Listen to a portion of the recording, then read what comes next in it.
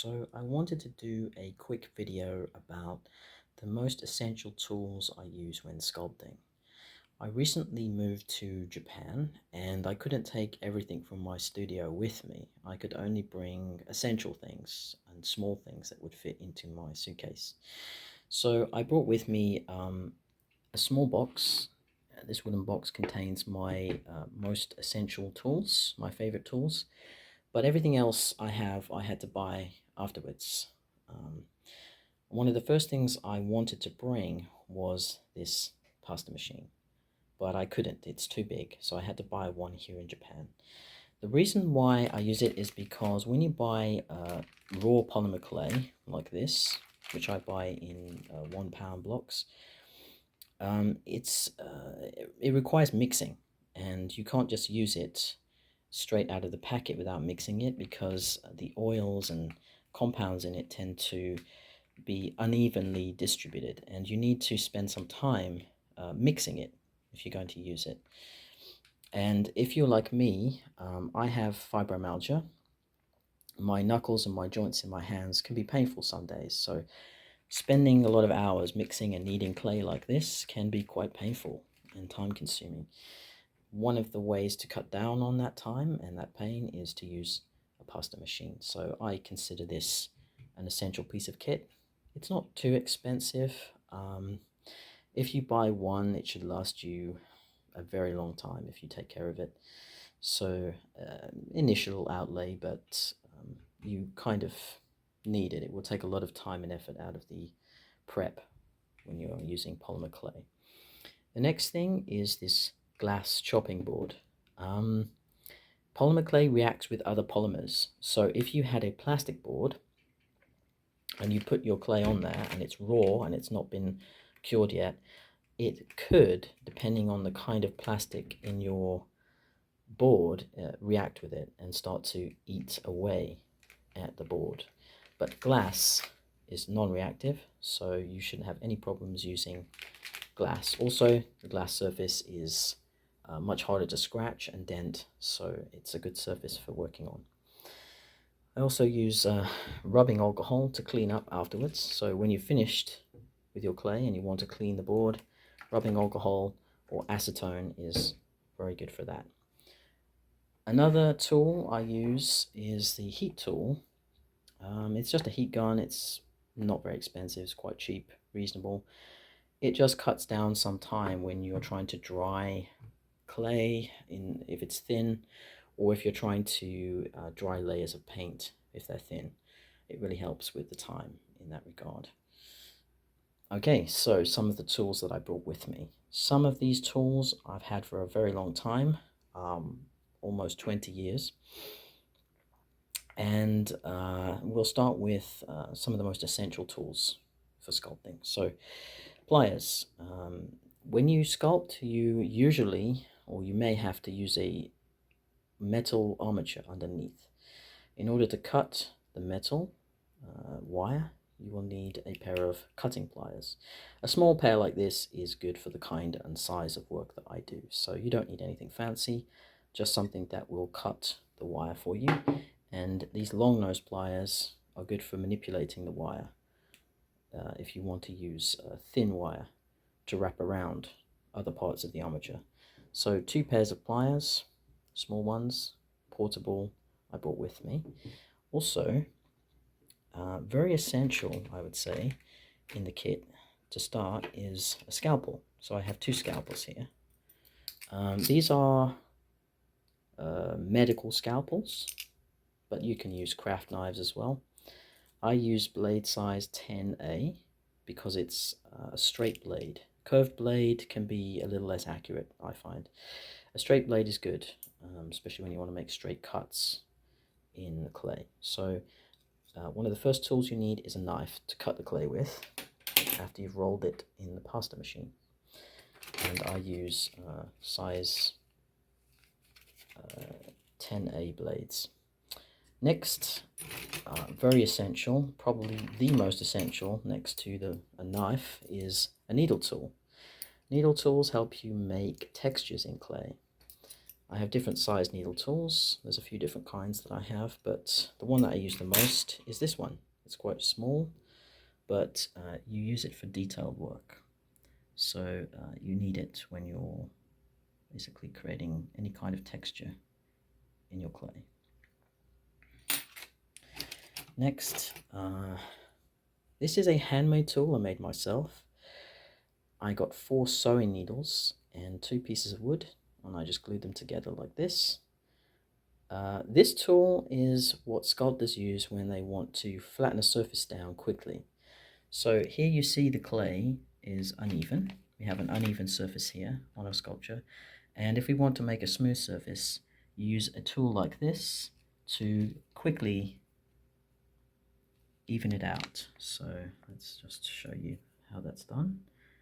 If you want to level the surface, you use a tool like this, and it just very quickly levels everything. Do it in a few different directions like this, and it makes forming a flat surface very quick. So you see here now this uneven surface is flatter, and then you can work with it and flatten it more.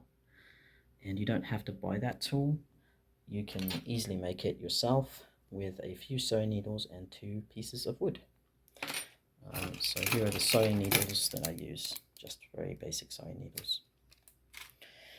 Next, a pair of scissors.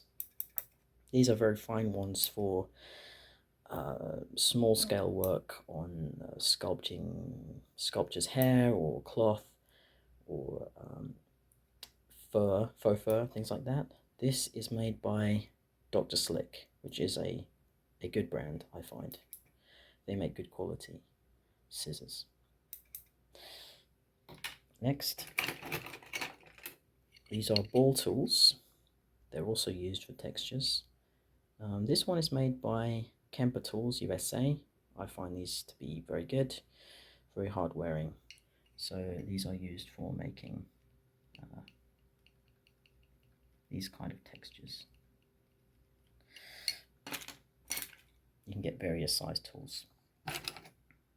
More tweezers. Tweezers can be very useful when you're sculpting for doing very fine work or manipulating small parts of a sculpture.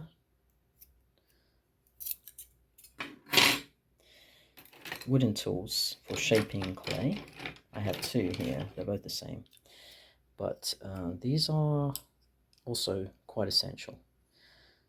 I would say next to the needle tool and the knife, this is my next most used tool. So it's used for lots of general shaping and manipulating of clay.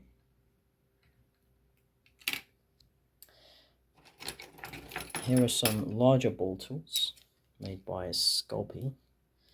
You can get different sizes. There are lots of sizes. You can do lots of things with them.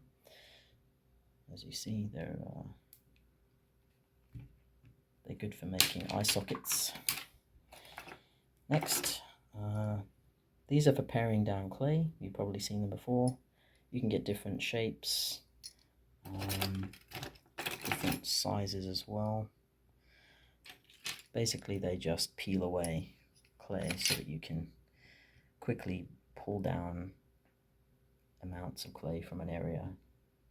Remove the clay this way quickly from a sculpture. Here's another one, just a different kind. And another one with a different shape on it. So there's quite a few. Here's another needle tool and a large sewing needle. Another ball tool, larger type, also by Kemper Tools. Glue spreader. Glue spreaders are important if you use multimedia. So I use lots of different materials in my sculptures, and you will need glue. Glue spreader is essential. This is a stippling tool. You can use it for very fine detail, very fine fur-like textures like this, or you can use it as a stippling tool like this to create a sort of moss-like texture. So you see there, the texture is different.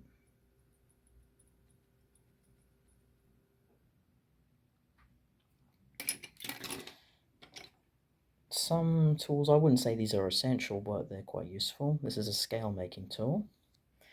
So you can see if you want to texture scales, you would do this.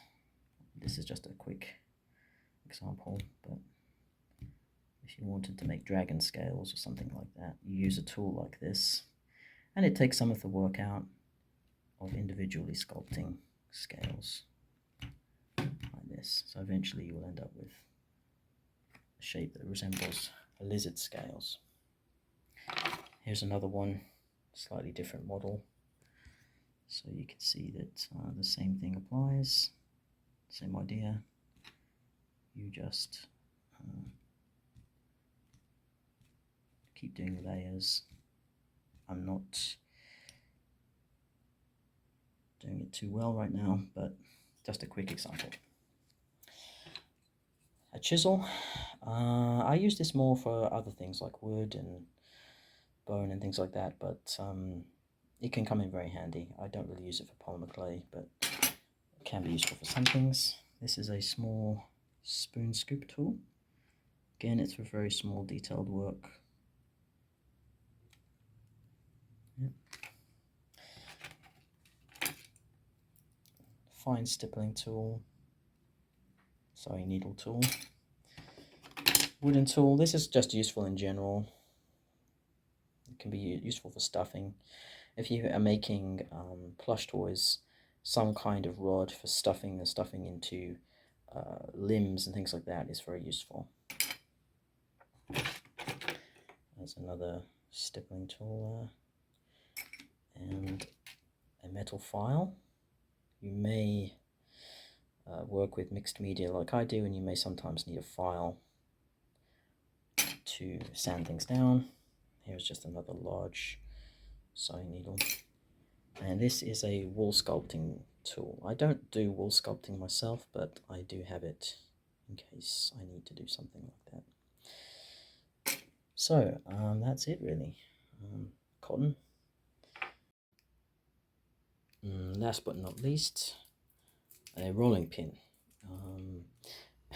I don't use these too often, however, you can buy ones with textures on. So you can buy ones that have like the texture of like bricks or pebbles, or sometimes fancy stuff like metal panels or Egyptian hieroglyphics or Mayan temple runes or something like that. There's lots of things you can get in roller form now, where you can take some of the work out of making a textured background or a textured floor. Sometimes those things can come in pretty useful. Depends on what you're making. But this is a plain rolling pin, and it's just made from plastic. And that's it. That's pretty much it. These are the tools I'll be using, and I'll see you in another video. Thank you for watching.